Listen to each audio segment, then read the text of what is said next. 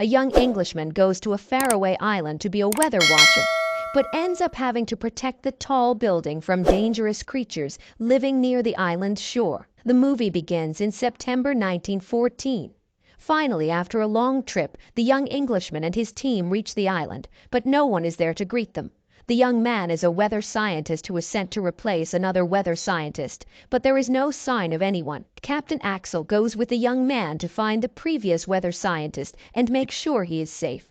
They find a tall building with a light on top and knock on the door, but no one answers.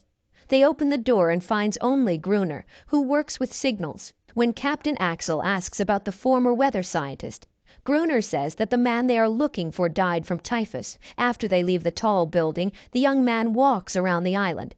He has to study the winds for 12 months, just like the previous weather scientist. When he goes back to his room to organize his things, he finds the diary of the previous weather scientist, whose name is Aldor. The diary has drawings, a picture of Aldor's wife, and a picture of the tall building with strange creatures next to it. The next morning, he finds strange circular shapes in the sand. He goes to the coast with a telescope to start his work. He looks through binoculars and sees a naked man stretching, getting ready for a day of doing nothing. At night, while he is reading, he hears noises outside his door. Suddenly, a reptile-like hand comes under the door, and he steps on it, which makes the creature agitated. He hears more noises, so he hides under the floor and they try to get into his room. They attack his room but realize he is not there. When the footsteps stop, he looks through a small hole in the door of the floor. And the creature looks too, so he pokes its eye with a knife. He locks himself underground for the night. The next day he calls out to Gruner for help, but he refuses. So the young man decides to make his cabin stronger and gets a new gun. When night comes, a bunch of creatures come out of the dark and slowly come toward his cabin. He shoots them one by one. But there are so many that he has to make a fire to scare them away. The fire makes them run, but it also burns his cabin. The rain stops the cabin from burning down completely. The next day he sees Gruner and secretly follows him to the rocks. He plans to surprise Gruner, but a blue female sea creature attacks him. He points his gun at her, but Gruner stops him and shows that she is not very strong. The young man offers Gruner some of his stuff in exchange for a place to stay. Gruner calls him a friend, and the sea creature recognizes him too.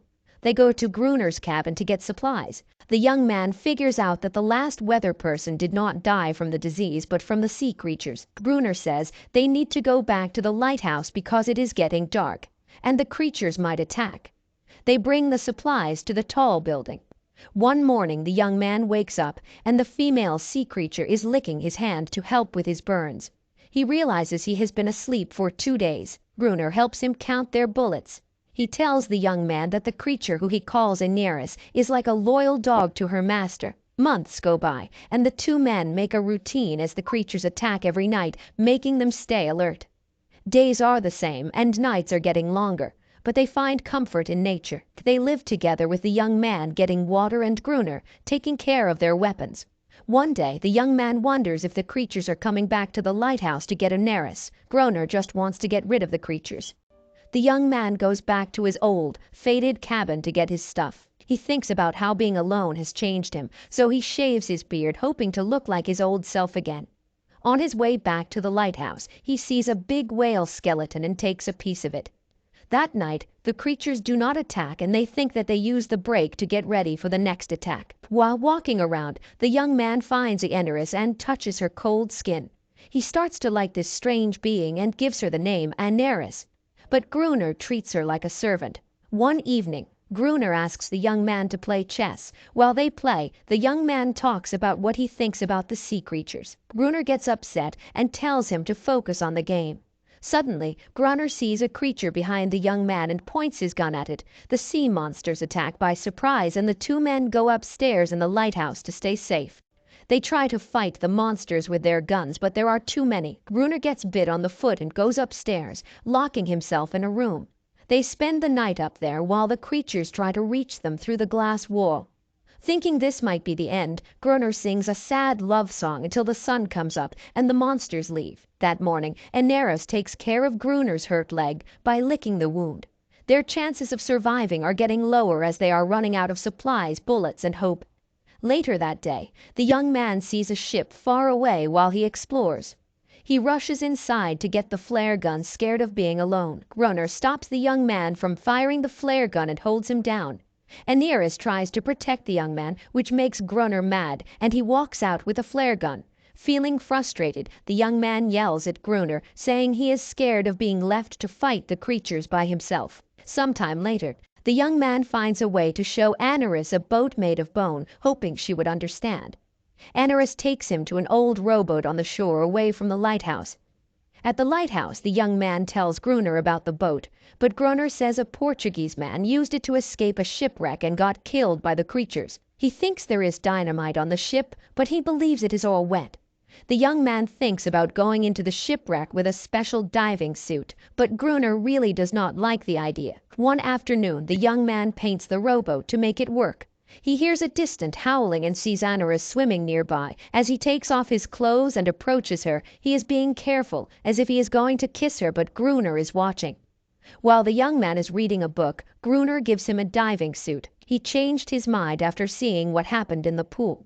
Secretly, he hopes the young man will fail because he is jealous. The next day, they row to the shipwreck using the boat. The young man explains that they can only communicate with a rope while he is underwater. He promises to tug the rope 3 times if he needs more air. Wearing an old diving suit, he looks for crates with good dynamite while Gruner controls the rope from the boat. Underwater, the young man finds the dynamite box and hooks it up after connecting several small boxes. He sees a baby sea creature peeking through his suit, and it makes him panic. So he tugs the rope. More creatures gather around him, and Gruner watches the rope, thinking of leaving the young man. The young man gets out of the suit and swims to the boat, where Gruner helps him get on board. They find that only one box among the others has good explosives. Winter is getting closer, and Gruner and the young man make a plan to get as many creatures as possible into the lighthouse. Then they will set off the dynamite to try to scare them away. But that night, there is no attack. 3 weeks go by fast, and Gruner gets impatient, waiting for the big attack they expect. The young man finds Gruner outside, freezing and desperate, still waiting. He convinces Gruner to go inside and turn off the detonator for a while. Once while they were waiting for Aneris to bring their lunch, Gruner sees that she brought starfish instead of fish. He kicks her and blames her for telling the creatures about their plan to scare them.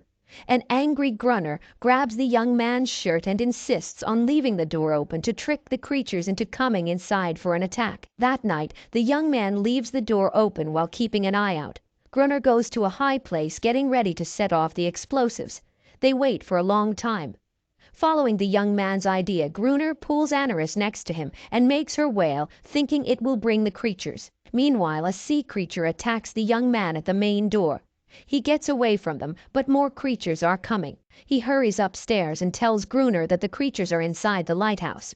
The creatures attack, but Gruner cannot make the explosives go off. The young man runs to the top of the lighthouse and fixes the detonator, making an explosion that kills many sea creatures. But Gruner is not happy and goes for more explosives closer to the lighthouse. He accidentally knocks out the young man and himself. When the young man wakes up the next day, he looks for Gruner and wakes him up.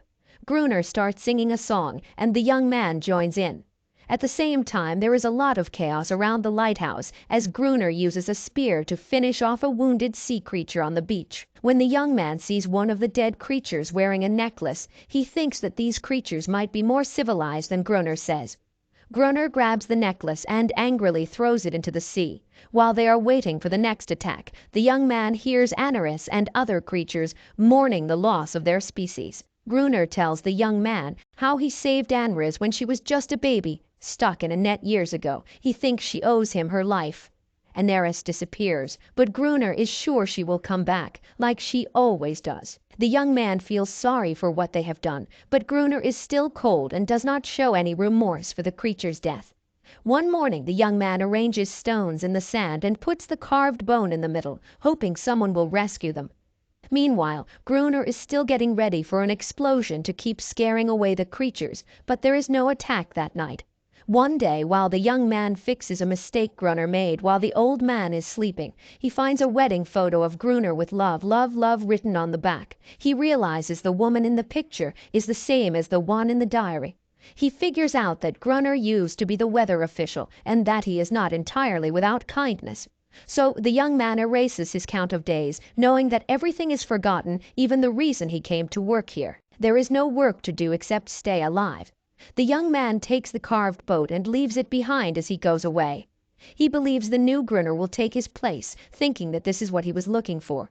One night Gruner feels lonely and surrenders himself to the sea monsters. The young man is now alone. Gruner was brutally killed by sea monsters. Many years later, we are shown some army men asking the young man where Gruner is. The new Gruner stands on the balcony, looking at several boats, while Anarus swims freely in the sea, going from one existence to another. The young man finds salvation, knowing that a world war would mean the end of humanity as we know it. But it gets worse. He left one mysterious past behind, only to discover the same thing on an island he was fleeing. Seeking peace through nothingness, he found a monster-plagued inferno. In the end, he finds peace after learning that there is no such thing as life without love, hope without love, or humanity without love. Subscribe for more videos like this. Turn on notifications.